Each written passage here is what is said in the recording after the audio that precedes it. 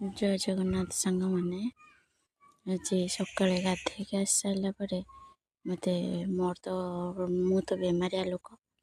ମୋର ପ୍ରତ୍ୟେକ ଦିନ ମେଡ଼ିସିନ ନ ଖାଇଲେ ହେବନି।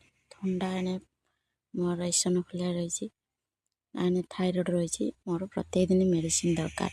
ଆସିସାରିଲା ପରେ ମେଡ଼ିସିନ ଖାଇସାରିଲା ପରେ ଝିଅ କହିଲା, ମା ମୋ ନାଗି ଆଜି ଅଣ୍ଡା ପରଟା ବନେଇ ଦେବୁ।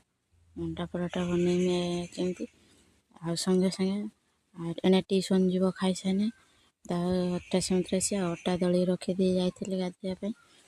ଆଉ ରୁଟି ଗୋଟେ କରିଦେଇ ଗୋଟେ ଅଣ୍ଡା ଆଣି ତାକୁ ଫଟେଇଦେଲି।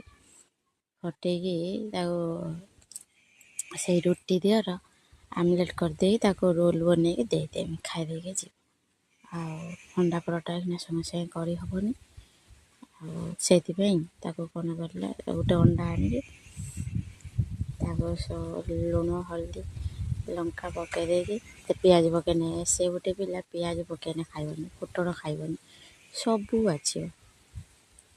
ଆଉ ଖାଲି ମ୍ୟାଗି ଚାଉମିନ ଏଇ ଜିନିଷ ଖାଇବ, ଭାତ ଖାଇବନି, ଖାଦ୍ୟ ଖାଇବନି। କେମିତି ହେଇଛି କେମିତି ଦେଖୁନାହାନ୍ତି। ଆଉ ସେଇଥିପାଇଁ ମୁଁ ତାକୁ ଗୋଟେ ଅଣ୍ଡା କହିଲାଣି ଯେତେବେଳେ ଆଉ କ'ଣ କରିବା, ଅଣ୍ଡା ଗୋଟେ ଆଣିକି ପିଠା କରିଦେଇକି ତାକୁ ରୋଲ୍ ବନେଇ ଦେଇକି ତାକୁ ଦେନି ଖାଇବାକୁ।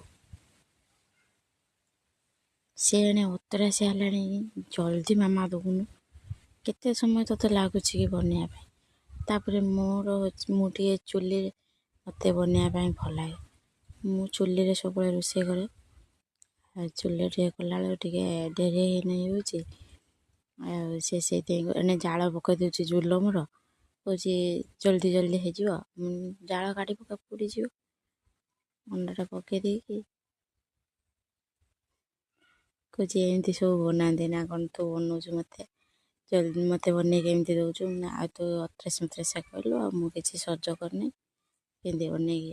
ସେଇଥିପାଇଁ ଏମିତି ବନେଇଦିନି ଆଉ ଖାଇଦେଇକି ଟ୍ୟୁସନ୍ ଯା। ଆଉ ମୁଁ ଗଳେଇ ବଇଛି, କେତେବେଳେ ମାମା ବନେଇକି ଦେବ ମୁଁ ଖାଇବି କହିକି ବସିଛି।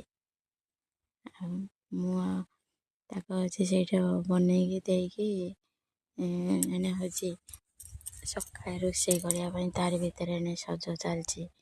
ତାରି ଭିତରେ ଏଣେ ତାକୁ ବନେଇକି ଦେମି। ଏଣେ ଗରମ ଶୀତ ଦିନ ସକାଶେ ଏଣେ ଗରମ ପାଣିର ଗାଧଉଛନ୍ତି ସମସ୍ତେ। ତା ଦେହରେ ହାଣ୍ଡିଏ ଗରମ ପାଣି ବସିବ, ସମସ୍ତେ ଗାଧେଇ, ବାବା ଗାଧେଇ,